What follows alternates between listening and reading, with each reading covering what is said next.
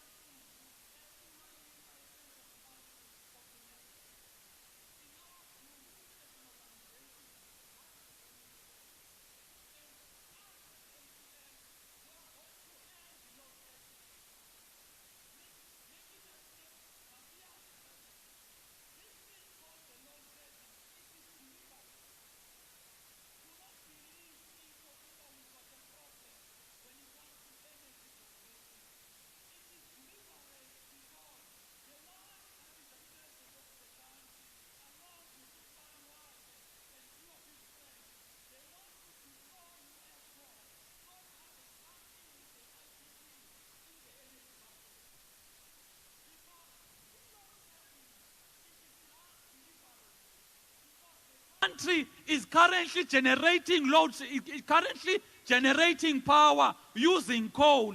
We've got coal reserves that are more than 400 years in our country. Currently, each and every day, as we speak now, there are tons of trucks as here at Richards Bay transporting our coal. And this coal is going to Europe to provide electricity in Europe. But up in South Africa, we have to contend with 6, 8 or 10 hours a day without electricity. The reason why we have load shedding, it is because the power stations are not maintained. The power stations are there, but they are not maintained. As the ATM government, we are going to invest in the maintenance and the servicing of the power stations. Because we cannot be building Imodupi costing billions, and Imodupi is using coal, and Apa Sikalelwe ukuba we're going to move away from coal. Whereas Europe and the other countries are taking coal from us every day. And if it happens, ukuba we need to move away from coal, what will happen to our people in Mpumalanga? because the economy of Mpumalanga is dependent on coal. That is why, as the ATM, let it be known, ukuba, we do not agree with this thing, ukuba, we need to move away from coal. We need to invest in clean coal technologies, not moving away from coal. And we are going to make sure, ukuba, the SOEs, all of the state-owned enterprises, they pay market-related prices for each and every service that they are procuring. Currently, Eskom is paying over 1,000 rands per ton of coal from these private companies that have got evergreen contracts with Eskom, whereas the NESA recommended prices, it is 300 rands per ton of coal. The reason why Eskom and most of these SOEs are needing bailouts, it is because of the evergreen contracts. It is because we are paying higher prices than the market-related prices. That is why, as an organization, the first thing that we are going to do is to review all of the contracts and set aside all of the evergreen contracts that our SOEs are having. And lastly, on this issue, we are going to reposition South Africa as a gateway to Africa by making sure ukuba our ports, our road, our rail infrastructure is properly maintained. Previously, when companies wanted to bring their goods to the continent, they used to come to South Africa because we had excellent infrastructure. But currently, we do not have any infrastructure. That is why, as an organization, we are saying that is the top of the priority aid. On the question of royal and faith leaders, we are saying, ukuba, royal and faith leaders currently are not given meaningful space in nation building and the governance of our country. If you were to compare that to this country called the United Kingdom, there are some decisions that the Parliament and the Prime Minister cannot take without the consultation and the blessing of the British monarch. But come to our country, you find that our kings, our queens, do not have a say in the governance of their own people. We are saying as the ATM, that is a problem. We are also saying it is a problem that we've got unequal treatment of royalty. And that creates an illusion, ukuba amakumkani ethu akalingani, whereas uThixo, in our view, ubabeke ngokulingana because ubenze bonke bazinkumkani. That is why you are saying, ukuba thina, we need to change all of that and make sure ukuba there's equal treatment of ikumkani zethu. Also, the indigenous spiritual homes and traditional churches are neglected and sidelined. And also, we've got a problem, especially in KZN, whereby there's a targeted killing of the royal leadership.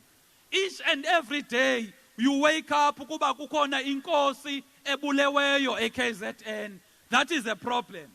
So our commitment in this regard as an ATM, we're saying we're going to give full recognition, respect, dignity, and support to all kingdoms, chiefs, kings, royal leadership in the governance of Abantu Bab.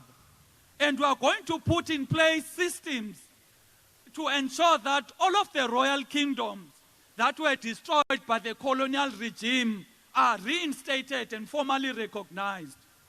And we are going to capacitate and provide necessary support for royal leaders to handle conflict and dispute in their localities.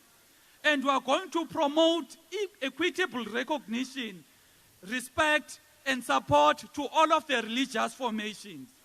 And we are going to ensure ukuba the African indigenous spirituality, spiritual institutions, traditional healers are recognized, respected by the government in the same manner in which the mainstream religious organizations are respected. And we are going to ensure ukuba the African indigenous spirituality is taught from the primary schools to higher institutions of higher learning, because African spirituality is our way of life as Africans. And we are going to ensure ukuba we protect and promote freedom of religion and family integrity. And we are going to ensure ukuba the faith leaders and royal leaders drive the moral regeneration program in schools, juvenile prisons, and communities. We've got a problem of immoral degeneration in our country. The unfortunate incident that we saw up in Nyobeni last year, when abantwana bethu passed on because they were consuming alcohol at the young age of 13 years, means ukuba we've got a problem. Because ukuba we do not build the moral character of our country, it means the country does not have a future. That is why we want the royal leadership and the faith leadership to play a meaningful role in building the moral character of our country. And we are going to provide land and support to churches. On the question of land, rural development, and food security, the first issue that we have is that there's landlessness amongst the African majority and high levels of land that are kept by the minority. And there's a lack of development in the rural areas. And we've got a food security that is anchored on the private sector. If food security that is anchored on the private sector means ukuba most of the farms are owned privately by a few farmers. And these farms are the ones that are working with retailers in producing and distributing food. We're saying as the ATM, we need to change all of that. And the manner in which we are going to change all of that is that we are going to make rural communities to be vibrant, sustainable, and economically active. And we are going to create jobs in the rural areas and make it sustainable for abantu to stay in the rural areas instead of seeking better opportunities as dolopin. And we are going to work with royal leadership to ensure sustainable rural development programs. And most importantly, we are going to embark on a farming revolution to ensure that all households are able to farm. Sikhula kukhona amasimi, sikhula kulinywa ezigadini, sikhula urhulumente e-provider i-tractor ukuba makulinywe. But currently, none of that is happening. We're saying as the ATM, next year, on the top of the priority yethu, is that immediately we ascend to the union buildings next year. On the question of farming, we are going to make sure there is no land apho sikwazi ukutyala khona ekungazutyalwa khona. Our country has so much arable land that is sitting idle. We are going to make it a point all households ziyalima, because we want to put into practice what was said by Thomas Sankara. Thomas Sankara said, we need to consume what we produce. What we are saying as the ATM, masitye ukutya okulinywe sithi. We are not going to have umhlaba apho sikwazi ulima khona singalimi. Akho mntu ungazulima, uthanda ungathandi uzolima. And okulima kwakho uzoncediswa by the assistant agricultural practitioners. There's more than 100,000 of young agricultural graduates in our country. They do not have jobs because there is no work in that space. We are saying as a party, those agricultural graduates are going to spearhead this farming revolution by assisting each and every person to farm. You know, the reason why some of abantu are getting sick It is because some of these foods that they are buying, they are ukutya that are not really healthy. But we're not going to get into that debate now. But rest assured, when you eat the food that you have planted in your own garden, health awaits you. That is why we want you to eat what you have planted as a citizen. And we are going to ensure ukuba there's expropriation of land without compensation to ensure food security, adequate human settlements, and economic participation of the natives. And the last one on this pillar 7, it is the issue that we've got so many farms or emerging farmers in our country, particularly African farmers. But you find that their produce does not have a space in these retailers. Because a retailer in Queenstown, a retailer in Port St. John's would rather want to buy produce in Free State or another province. As the ATM was saying, ukuba kukona a retailer, whether it's ShopRite, it is Spar, it is Pick and Pay, it is Woolworths. If there's such a retailer, Upper Emonti, 50% of their produce must be sourced from local farmers. We are not going to allow a case whereby our emerging farmers do all of this work, but they are not going to be given space. In Botswana, just next door, there is a law, okanye it is law, ukuba all of these retailers, they must buy 50% of their produce from local emerging farmers. The same thing must happen here, because in Botswana, it is yielding good results. On the question of education and skills development, we're saying ukuba we've got an education system that is not responding to the needs of the economy. We've got a very high drop-up rate of our learners. And we've got infrastructure in our schools that is dilapidated. We've got learners that cannot read for meaning or read for understanding. And that is a failure of the early childhood development. And we've got an outdated curriculum that is producing job seekers instead of job creators. We are saying as the ATM, our commitments are as follows. We are going to ensure a quality education system that is free, compulsory, transformative, and is able to respond to the needs of our economy as well as our mineral wealth. The reason why we want to tie the education system to the mineral wealth, it is because uThixo usibeke in the southern tip of the continent, and he has given this southern tip of the continent gold, platinum, coal, manganese, and all of these resources. But why is it that almost all of our students, all of our learners, they've never even seen something that is called a gold? There is no learner in our schooling system that is able to refine a diamond into the product that is used. We are saying as the ATM, ukuba, we need to educate or have an education system that speaks to our mineral wealth so that we do not have to go and export raw materials and they come back to us as expensive as finished products and now we are just consumers.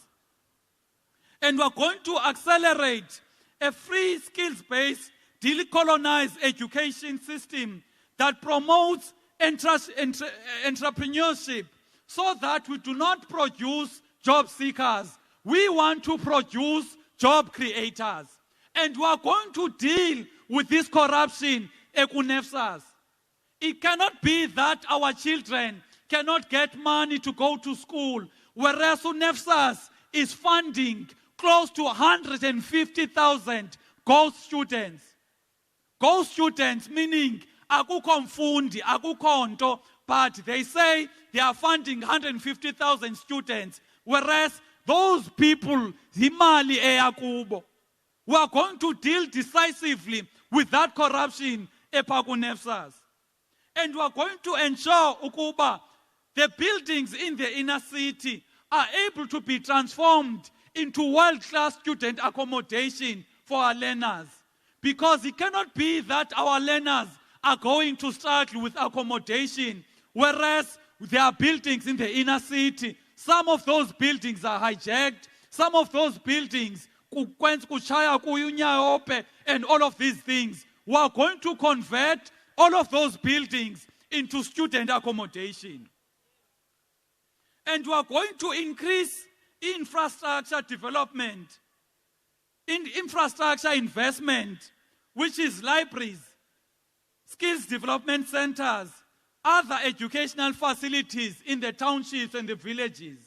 Because we, as an organization, we can't accept this normality. Ukuba, when you go to a township, you are most likely to find a tavern instead of finding a library. You are most likely going to find a smokolo than to find a skills development center. We are saying, Ukuba, we need to invest heavily in libraries, skills development centers in the respective townships. And we are going to make sure, Ukuba, we improve the quality of the infrastructure in our schooling system. Because when you go to our public schools, they are depressor in public schools because the toilets are not working and the windows are broken. When it's winter, it's cold. Abantwana are cold simply because the infrastructure does not give an infrastructure that is conducive to learning. Go to the private school, utusangena payana. You see, but this is an environment of learning and your mind gets to be opened. Whereas when you go to the public schools, the opposite happens. We are going to correct that as the ATM. And we are going to reinstate and prioritize sports, arts and culture programs in schools in order to facilitate holistic development. There can't be this thing that we see now whereby sports are sadlalwa in our schools. We are going to put a very, very strong investment in terms of the sports. And we are going to reopen the teacher colleges that we used to know so that there are rigorous training programs to ensure ukuba the educators are well equipped and with the necessary skills and knowledge. We are going to deal again decisively with crime in the schools. It can't be that we are going to have teachers that are afraid of learners. We are going to make sure, ukuba, all of the schools, we deal decisively with crime because abantwana that go to school must not fear when they are at school. Our young teachers, when they are in school, they must not fear their learners. That is why we need to deal with the problem of crime. And we are going to involve again the royal and faith leadership in terms of building the moral character of the learners. On the question of youth and early child development, the reality is that there's lack of economic opportunities for young people. And there's hopelessness and widespread depression amongst young people, particularly those who are above the age of 35, because the laws that are there, they make young people that are above the age of 35 as if are neglected. Because all of the funding opportunities for businesses, okanye, all of the job opportunities, kuba khona that limitation ye age 35. And there's widespread alcohol and substance abuse for abantu abacha. And we are going to, as an organization, as a solution, prioritize early childhood development facilities from the ages of 0 up until 7 years. And we are going to train and fund our young people to be entrepreneurs instead of becoming job seekers. We are going to prioritize the holistic development of the youth, addressing not only the academic qualifications, but the practical skills, resilience, mental health awareness, and emotional health, as well as problem solving. And we are going to engage with educational institutions, private sector, community engagement, community organizations to create a collaborative ecosystem that supports youth development. On the question of sustainable human settlements and basic services, we are saying ukuba there's a problem now of communities that are deprived of clean, safe water. There's lack of quality living facilities that are closer to the areas of economic activity. And there are housing backlogs, social and economic segregation. And we've got people that have to cross rivers in order to access schools as well as hospitals. And we have many informal settlements which do not have quality, safe living. And as a solution to that, as an organization, we are going to provide safe, clean water for the citizens. We are going to speed up the provision of title deeds for all of the land and houses that the people own. And we are going to drive the economic development in the rural areas so that people are not forced to move to the urban areas for economic opportunities. And we are going to provide housing that is inclusive, integrated with provision of social and economic amenities such as schools, community halls, healthcare facilities, parks, recreation centers, places of worship, as well as job opportunities. And most importantly, we are going to expropriate all of the hijacked, dilapidated inner city buildings to be transformed to world-class, affordable, quality living facilities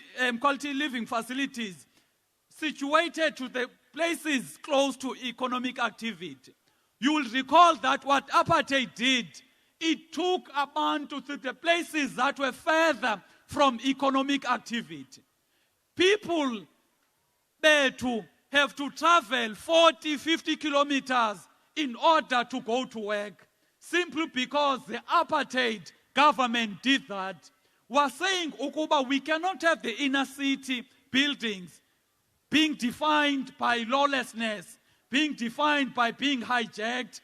Those inner city buildings must be defined by world-class accommodation so that a person does not have to wake up at 5 in the morning if they want to get to work at 8 a.m. And this will also solve this problem of our parents not being able to parent, because abazali now need to leave their homes at 5 a.m. ukuze bafike emsebenzini ngo-8. And when they leave their work at 5 p.m., they only get home at 8 p.m., meaning they've got no time to spend with their children. And the parenting of their children is now left to the social media. It is left to abanye abantu. That is why in this formation, in this program that we're going to have, it will assist us. It will assist to restore the family unit. On the question of health and social services, there is poorly managed health and underfunded public health systems. There is a dire shortage of medicine, essentials for quality healthcare facilities. There is aging public healthcare infrastructure. There is lack of access of healthcare, especially in rural areas. And there's a neglect of indigenous healing practices. Now, to solve all of this, as a part, we are going to deliver quality, affordable social services to all of the citizens. And we are going to make it worthwhile for all of the health practitioners, whether it is doctors and nurses, to be able to practice in health facilities located in rural areas, so that ungabi nogqirha abangafuni uyosebenza ezilalini. It needs to be made worthwhile for them to service abantu in the villages. And we are going to make sure ukuba there are mobile health clinics that are brought to the villages, so that abantu do not have to travel many kilometers to access clinics. And we are going to make sure ukuba we prioritize the issue of the clinical associates and make sure ukuba the recommendations of the former public protector are implemented in that regard. And we are going to invest in herbalists and clinical education, and we empower the indigenous healers. And there's going to be full employment of environmental health practitioners throughout the country in order to deal with this problem of fake, expired, and rejected goods that are sold to our people. We've got a problem of our people being sold foods that are not worth human consumption. Now, when we hire these environmental health practitioners, they are going to inspect all establishments to make sure that there is no food that is sold to the people that is not safe for human consumption. And we are going to make sure that there's a wide-scale crackdown on all of the fake doctors that are masquerading as registered medical practitioners. Currently, there are many people that are practicing in our communities. We are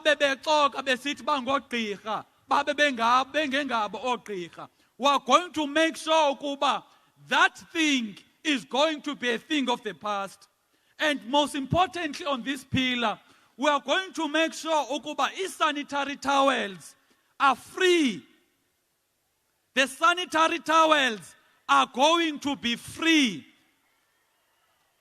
And we are going to focus especially in the provision of free sanitary towels in the townships and the villages.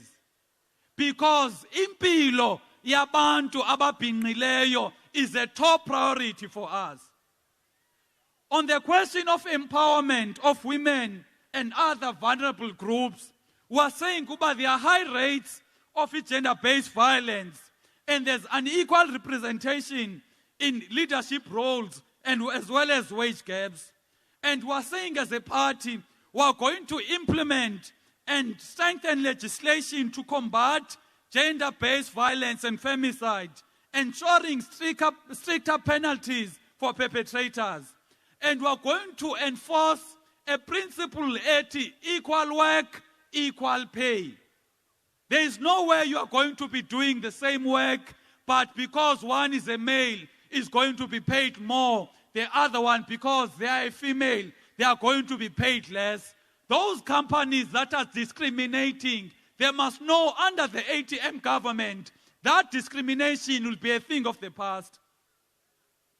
And we are going to establish specialized units with law enforcement to handle cases of gender-based violence and child abuse promptly and sensitively. And we are going to advocate for accessibility standards in public spaces and workspaces to ensure inclusivity for all of the people living with disability. And we are going to ensure that we develop and enforce policies that encourage empowerment of individuals with disabilities in all various sectors. On the question of the economy, we need servants to realize ukuba the first problem with our economy in our country is that we've got an economy that is dominated by oligopolies. Our country's economy is under the hands of very few companies. And you find that all of these companies are all owned by few families. Now, these oligopolies in all industries, they are dominating almost 90% of the market share. That is the first problem. Now, this oligopoly monopoly economy that we're having creates the high levels of poverty, unemployment, and inequality in our country. And we've got a problem as well of a mineral wealth that does not translate to wealth for our people. You are going to go to Mpumalanga, they'll tell you, Ukuba, who are the province of coal. But when you look at the lives of the people in Mpumalanga, you do not see the wealth of coal. Rather, you see the sicknesses that are coming by the very same coal. That is a problem.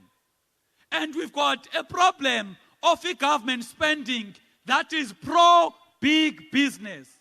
The government has got a budget over 2 trillion rands per annum. And this government is spending more than 80% of that budget to big business. Small businesses need to scramble for more than 20% of the market share. And we've got a problem again of rand manipulation. The banks in our country are so arrogant to an extent that they can manipulate the rand, and the Reserve Bank will do nothing, and the government will do nothing.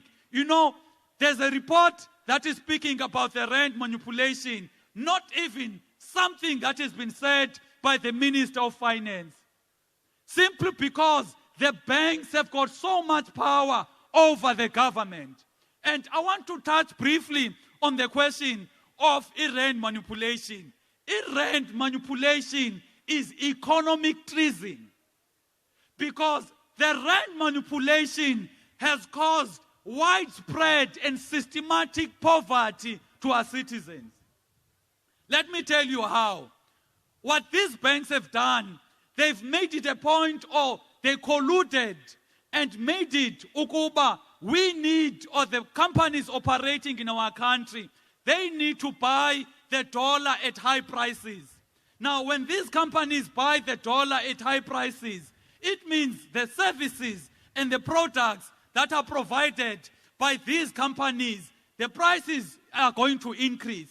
Now, once there's an increase in the prices, it causes inflation, which is the increase of prices. Now, that inflation, the Reserve Bank responds to inflation by increasing the repo rates. Now, once you increase the repo rates, it means the interest rates are going to be increased. Meaning, for all of the bonds, all of the car loans, all of the personal loans that you have, you are going to have to pay higher prices as a result of rand manipulation.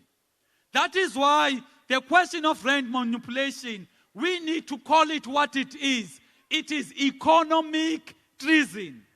And all of these banks that have committed economic treason, number one, they should not be allowed to practice. They should not be allowed, or licenses whereas they've caused economic treason. Secondly, the executives of these banks, they need to be criminally prosecuted, because they cannot be causing widespread poverty to our people and nothing happens. And what about this fine? Ukuba, they are going to be fined 43 million. What is 43 million to banks that were making almost 1 trillion rands a day? Go to America, go to the United Kingdom. Each and every bank that has been found, ukuba, they committed rand manipulation or the currency manipulation, they were fined in the region of billions. Come to South Africa, it is suggested ukuba they need to pay millions. That is nonsense.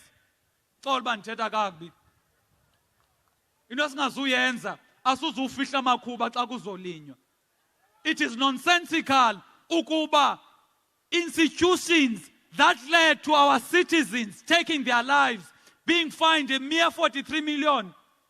43 million is not even, it's nothing to these banks, because these banks are making above 1 billion rands profit per year, and you are only finding them 43 million. That is nonsensical. We've also got a problem of illicit financial flows, whereby companies are going to drain our country by not invoicing in South Africa. They are going to systematically drain our economy and take our profits, take our economy to other countries. However, our solution 7 are as follows. The first one, ukuba, under the ATM government, all of the service providers will be paid on time. We've got a problem whereby we've got SMMEs, when they want their invoices to be paid, their invoices are going to be paid after 120 days, or to a certain extent, kufuneka babhatale intshontsho for their invoices to be paid. That is going to end under the ATM government. The other solution that we have is that under the ATM government, we are going to extend the maritime territory in the Cape of Good Hope sea route in order to generate toll revenue. Egypt is making more than 100 billion US dollars per year from the Suez Canal because every ship efuna udoka in the Suez Canal, it pays a toll fee. But come to the Cape of Good Hope, you realize ukuba as a country, we are not making any use of that economic opportunity.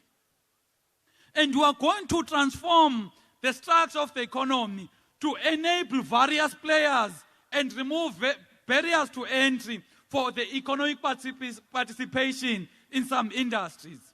And we are going to enact a government policy that says government spending, at least 50% of the government spending must be towards SMMEs, because that is the way in order to create jobs and boost local economies. And we are going to make it compulsory for the local processing of our minerals, and we export only finished goods. And we are going to abolish the labor brokers, and we are going to have harsh penalties against all companies that are exploiting workers. Currently, we've got companies that violate all of the laws, whether it is labor, it is immigration, simply because they want to exploit workers. We are saying as the ATM, those companies are going to face the full might of the law, and we are going to abolish these labor brokers because a labor brokering system is a modern day slavery. And you are going to establish a state-owned bank that is connected to communal banks to reshape the banking sector structure and provide marginalized communities with ownership and access to financial services. And we are going to regulate the digital industry, such as Uber or Airbnb, so that they are in line with our national interests. Currently, our drivers, which is our brothers and sisters that are driving Uber, they are not safe, they are neglected, they are marginalized. And when you look at how these companies are operating in other countries, Uber, when it's operating in the United Kingdom, a driver is regarded as a worker, meaning they get all of the benefits of working for Uber. But come to South Africa, a driver is not regarded as an employee or as a worker, meaning when a driver is hijacked, when a driver is involved in an accident, Uber does nothing. So we want to make it a point to Uber. These digital companies, when they come and operate in the South African economy, they must operate in line with our national interests. And we are going to ensure, Ukuba, in the creative sector, royalties are being paid to our actors and all of our creatives. And we are going to ensure, Ukuba, that sector is regulated so that you do not have a case of the producers that are exploiting the workers that are operating in that space. And we are going to transform the township and rural economy in order to ensure a mass economic participation of the citizens. And we are going to structure the informal sector in a way that protects the interests of the local and the indigenous people. And we are going to ensure Ukuba there is local production in each district of basic goods such as soap, towels, candles, clothes, footwear, milk, dairy products, in order to make sure Ukuba there are various players in the economy. You will recall Ukuba, we used to have factories called Dimbaza, called Hammanskraal, Upper Ektuwa, called Kwakwa, and these factories were creating jobs for our people. Now those factories were closed, and after those factories were closed, it means jobs were lost. What we're saying as the ATM, when it comes to this question, we must not have a case of East South Africa being an economic colony of other countries. We need to make it a point, Ukuba, some of the basic goods are produced locally in our country. We can't accept ukuba you are going to have a toothpick that is imported from another country. We can't accept ukuba you are going to have almost all of our homes being made in China. Because currently you've got your television is made in China. You've got your plate that you are using when you want to eat. It is made in China. Because of load shedding, you want to light a candle. It is made in China. Even the matches or light angayo, it is made in China. In other words, South Africa is a made in China. Kushota kubhalwe South Africa, made in China. The economy yalapha South Africa must be transformed so that South Africans are able to produce what they are going to utilize. And the best way to do that, it is not to have selected companies that are going to have monopoly of our products. That is why we are saying in each district. In other words, when you go to OR Tambo, you need to have a factory in OR Tambo that is providing all of these basic goods for the people of OR Tambo. When you go to Amatole, the same thing must happen. When you go to Etswane, the same thing must happen. When you go Nhlanzeni in Mpumalanga, the same thing must happen. In other words, you are making diverse people participate in the economy instead of having few players in the economy. And we're also saying, ukuba the SMMEs and the cooperatives must benefit from their respective economies. You know, when you've got a child that goes to a private school, your private school will tell you, when you want to buy a uniform, go and buy from that company. When you want to buy an iPad, the school will tell you, go and buy from that company. Why is it that the government cannot say, for the schools ezikhoyo kutsolo, there are a group of cooperatives that are going to provide and supply a uniform for all of those schools? In other words, the uniforms, you are going to have abantu abohlukileyo, abaninzi, that are going to produce all of these goods and services that are used by the people. And what that will do, it will make people to be economically active. In other words, it will not make us to be economically dependent. That is why you are saying, ukuba the private sector is able to create an economic ecosystem that benefits their group of companies.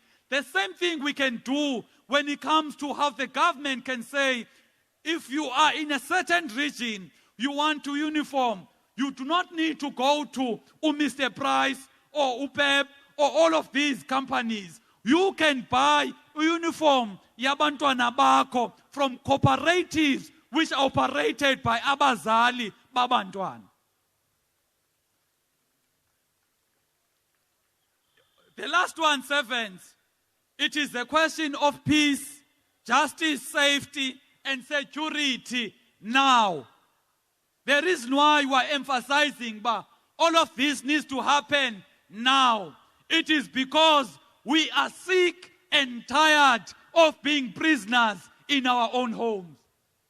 Currently, firstly, the first problem is that we've got a constitution in South Africa that is based on compromise, not the will of the people. And there's high levels of crime, lawlessness, human trafficking, construction mafias, and human smuggling. You've got cross-border crimes, including vehicle, goods, and human trafficking. You've got this phenomenon of the protection fees. You know, this issue of protection fees, it is so rife to an extent whereby in some communities, once uthenga imoto, otsotsi bayaza pha kuwe, bathi sibhatala imali ethile ukuze le moto yakho ikwazi ukuhlala kakuhle. Ekhaya elitsha, you've got a problem whereby if unendlu phayana and behind wakhile iflats, let's say Z5, Otsotsi bayeza bathi jonga, njemba unezindlu ezi-5 orentisa ngazo, i-2 zezethu. You collect i-rent, but izapha kuthi. It is the same thing with the construction mafias. Whenever there's going to be a project, there are going to be these construction mafias that are going to go to people and say, 30% of this project comes to us. And they are not begging anyone. Meaning, this problem of the construction mafias and the protection fees is a big problem. You've also got a problem of the cash in transit heists. And maybe we need to ask, why is it that every time we are close to the election, we see an increase in these cash in transit heists? Because in other times, we don't see an increase in the cash in transit heists, but also on daily elections, there's a cash in transit heist every day. We've also got a problem of illegal mining, whereby communities are being terrorized by illegal miners. And we've also got a very big problem of these corrupt police officers. Because if police officers, some of them, they are working with drug dealers. Some of them, they are ruining the name of good policemen and women who are providing service to their people by working with the corrupt and working with the criminals. And there's a problem again of a delayed justice, whereby a person will be charged in 2020, but their case is going to be delayed for more than 10 years. And that is a problem we need to address. So, as a solution servants to all of this, we are saying about the first thing that we are going to do after the elections next year is to have a constitutional review process in order to make sure we've got a constitution in our country that is a reflection of the people, not a constitution that is a product of a compromise and a settlement. And we are going to transform our justice system by elevating components of the African customary law in the modern society, especially in the villages. And we are going to introduce a justice-based capital punishment system so that bonke ababantu babulala abantu badlwengula abantu ngokungayekiyo, they must know ukuba i-death penalty ibalingene. Because you have people that are so brazen, they are going to kill people repeatedly because they know ukuba the law is on their side. A person will not respect the right to life of abantu, and they will say their right to life must be protected by the Constitution. Why must ababulali be protected whereas their victims are not protected? Why must we live in fear? Because these people are going to murder people, go to prison, come back after a few years and kill again, go back to prison and come back and kill again. The cycle is izophela nini. We need to make it a point ukuba if a person is a murderer, an unrepentant murderer, they must know ukuba under the ATM government, their days are numbered. The ATM government, ndifuna uyibeka kakuhle le nto servants, asuzudlala usweetheart nababulali. Asuzuthi xa sibona i-criminal umbulali sithi baby. A criminal will know ukuba they've got no space in the ATM government. Because the criminals now, they are skumnandi kubo, bayadakasa, simply because the law is protecting them. That is going to change. And we are going to make sure about their effective border controls in order to ensure legal movement of non-citizens and full enforcement of immigration laws in order to boost national security. And also, we are going to employ police reservists in order to fight crime and boost the visibility yamapolisa and increase the ratio of amapolisa to the citizens. And we are going to assist and empower the community policing forums. Because some of these policing forums, community policing forums, they are doing so much good work in terms of eradicating crime in their communities. They need to be supported. And we are going to deploy special police force task teams to protect and investigate lento yokubulawa kwenkosi. It can't be that inkosi zizobulawa left, right and center and thina asirespond. We are going to make sure ukuba zikhona task force that are there that are going to protect and investigate the killing of inkosi zethu.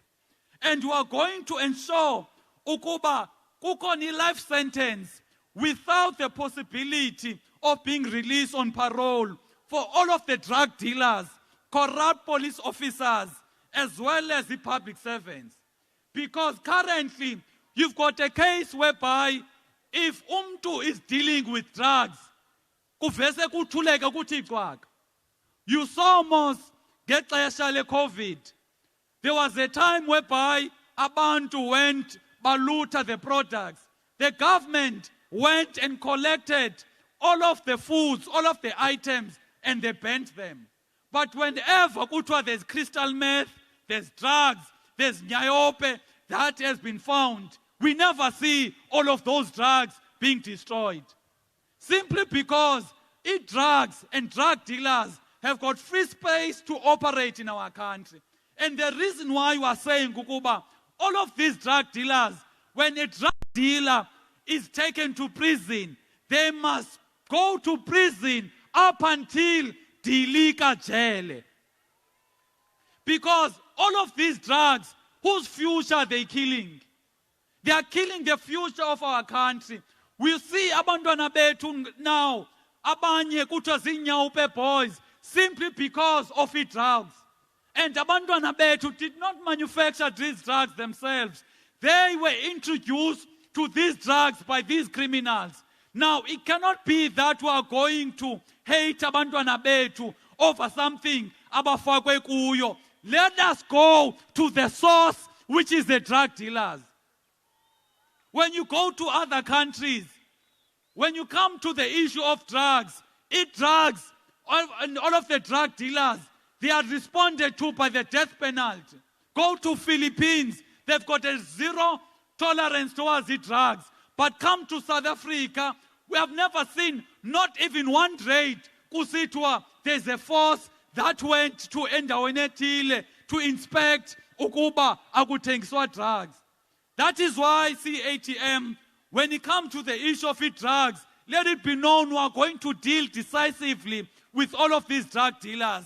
Kuyafana nalama polisa that are committing crime, because you cannot be given, a position of trust by the state and you abuse that responsibility for your own selfish needs. And lastly, we are going to ensure ukuba we deploy the SAPS and SNDF to crime-rampant areas where illegal mining, human and drug trafficking, forced prosecution, hijacking of buildings, and production of counterfeit products are taking place. And also, we are going to bring about a labor convict system whereby all of amabanjwa abazufika ejele bakhekeleze. All of the criminals, all of the prisoners, when they go to jail, they need to pay for wronging society. They need to work for the state for free. Because currently, it is us, taxpayers, it is abantu that are abiding by the law, abasebenzela amabanjwa. How can it be, ukuba you have a system whereby the one that is law-abiding uzobulaleka ukuza provide for the one ongahloniphanga umthetho? Because in that prison, what happens in prison? A prisoner has got 3 meals a day. A prisoner has got no load shedding. Whereas when, as a taxpayer, you've got load shedding. A prisoner has got access to water, whereas you don't have water. But all of these things they are provided by you, because it is your taxes that are finding the livelihood and the well-being of the prisoners. But what do the prisoners do in return? Abenzido. Under the ATM government, immediately a prisoner goes to prison, they need to realize ukuba they are going to work for the state for free. Asuzu hlonipha umthetho apha, sihloniphela usebenzela amabanjwa. Leyo into must come to an end. In conclusion, servants, the kind of the country that your children will inherit depends on the decisions that you take today. If there's one thing that we need to realize, there is no one that is going to save our country ngaphandle kwethu. We need to realize ukuba